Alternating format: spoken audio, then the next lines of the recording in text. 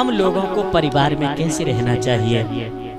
आजकल सबसे बड़ी ओ भैया जो सबसे बड़ी कमी होती जा रही है इस मोबाइल के कारण।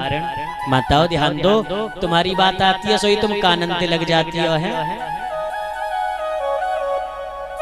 इस मोबाइल के कारण आज हम लोग अपनों से बहुत दूर होते जा रहे हैं। मानसिक रूप से हम कटते चले जा रहे हैं। हम साथ रहते हैं लेकिन साथ होने का एहसास आभास नहीं होता।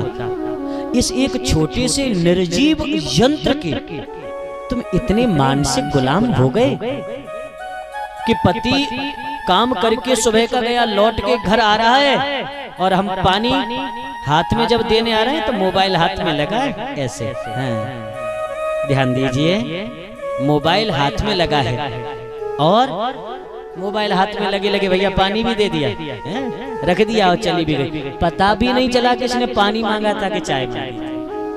अब वो जो आदमी आया है बाहर से वो बैठा, उसने अपना बैग पटका, जेब में से मोबाइल निकाला और वो भी लग गया। हम लोग एक दूसरे से दूर होते जा रहे हैं, कटते जा रहे हैं। केवल रिश्ता है इसलिए निभा रहे हैं, वस्तुतः हम अपना सब कुछ केवल और केवल इस यंत्र को मान बैठे हैं।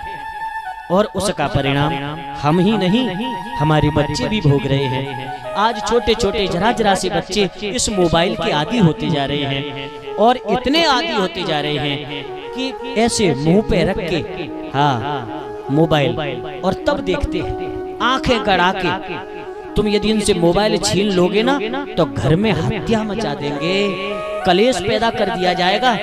इसलिए मेरी माताओं, मेरे बंधुओं, समाज के बुद्धिजीवी लोगों, एक आचार्य इस व्यासपीठ से तुम लोगों से इस उत्तम जीवन के लिए एक अनुरोध कर रहा है।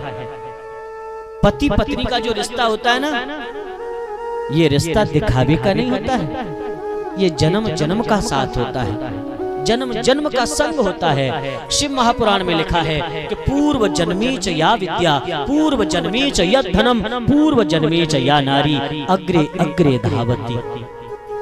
पूर्व जन्म का किया गया पुण्य, पूर्व जन्म की प्राप्त की गई विद्या और पूर्व जन्म की स्त्री तुम्हें मिलती ही मिलती है।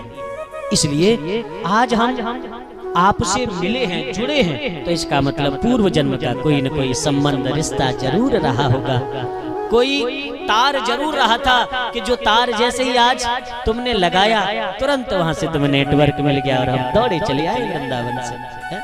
तो ये सब जब तक पूर्व का संस्कार नहीं है, रिश्ता नहीं है। तुम्हारे गांव में मेरी रोटी नहीं लिखी होती, हाँ जी, तो मैं काहे को आता भैया इधर, कभी नहीं आता। इसी तरह मेरी माताओं, एक बात ध्यान से सुनो, आप अपने पति का आदर करें। पत्नी उसे कहते हैं कि जो अपने पति को धर्म पर चलाए, उसको सतत प्रेरणा देती रहे, उसको जगाती रहे।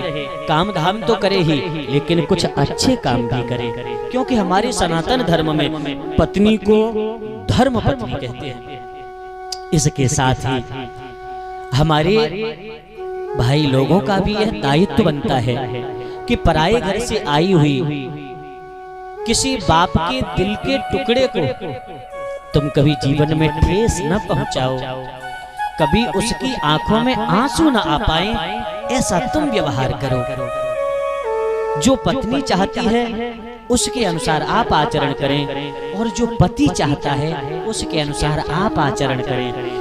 दोनों पति पत्नी एक दूसरे की भावनाओं को समझें, और जब एक दूसरे की भावनाओं को हम समझेंगे तो घरों से कलेश बहुत दूर भाग जाएगा।